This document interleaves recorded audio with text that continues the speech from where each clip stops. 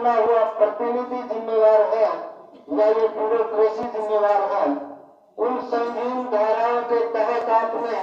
उन नौजवान किसान के बच्चों को उठा करके 307 जैसी वो संगीन धाराएं लगा दी। आखिर आप हमें ये तो बता दीजिएगा, आप हमारे रक्षक हैं या भक्षक हैं? आप अपने विवेक से निर्णय लेते हैं या कोई आका आपको बताता है जिसको हम ही चुनते हैं? इसलिए ये जो किसानी कौम कैसे समझ लिया कि आप इस लाठी के दम पर उन नौजवानों को मुकदमों का भय दिखा करके, गुलाम बना करके इन लोगों को एक आदेश देना चाहते हो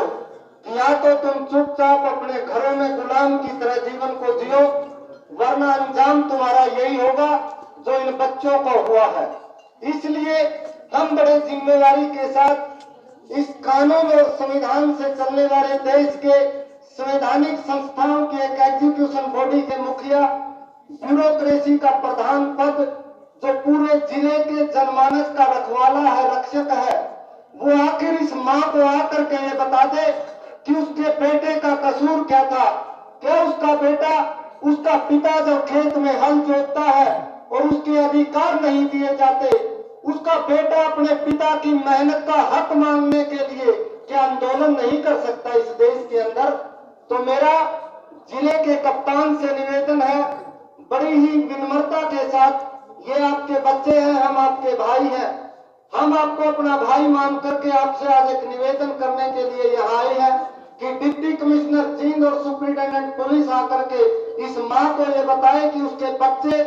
किस अपराध के अंदर उसने अंदर डाले। और कड़ी के एसएचओ ने यदि सुप्रिंटेंडेंट पुलिस को संज्ञान में ना लेते हुए,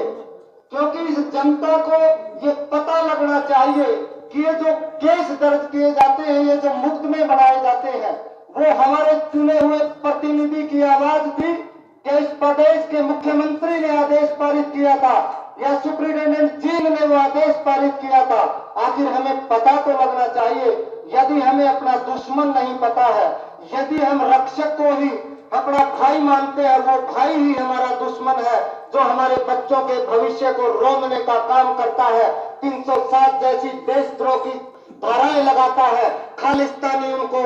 साबित करने का प्रयास करता है। उस अक्षय नरवाल का आपने पता है, सुप्रिंटेंडेंट पुलिस महोदय, डिप्टी कमिश्नर जींद, आजादी के इस कालखंड में जो आप और इस देश की सरकारें नहीं कर पाई, हुसैनीवाला पंजाब के अंदर उस नौजवान ने जनता सरकार मोर्चा के माध्यम से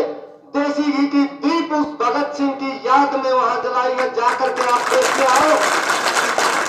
उस भगत सिंह को आप आदर्श मानते हो, उस भगत सिंह के सम्मान में ये सरकारें एलपीजी की लोध लाए हुए हैं। हमने समाज के सहयोग से 2-2 बूंद घी इकट्ठा करके जाना पंजाब के बॉर्डर पर, पाकिस्तान के बॉर्डर पर, फिरोजपुर डिस्ट्रिक्ट का वो हुसैनीवाला गांव, जिस शहीद को आप शहीद कहते हो, कागजों में आज तक उसको शहीद का दर्जा नहीं दे पाए। तो इसलिए इस देश का ये अन्नदाता, इस देश का ये मालिक आपके दरवाजे आई है। आकर के इस ज्ञापन को ले लीजिएगा और अपने मालिक से बात कर लो कि उन बच्चों को कब तक आप छोड़ोगे। डीसी साहब और सुप्रिंटेंडेंट पुलिस, हमारी जो माताएं हैं तीनों बच्चों की, परिवार वाले, और खट्टर टोल के जो हमारे नेता हैं भाई संदीप भाई,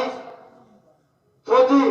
और सुशील जी, और जनता सरकार मोर्चा के जो साथी और तमाम संगठनों के साथी, वो इनको ज्ञापन देंगे और क्या आश्वासन देते हैं डीसी साहब, आगे की कार्रवाई पे फिर बात करेंगे।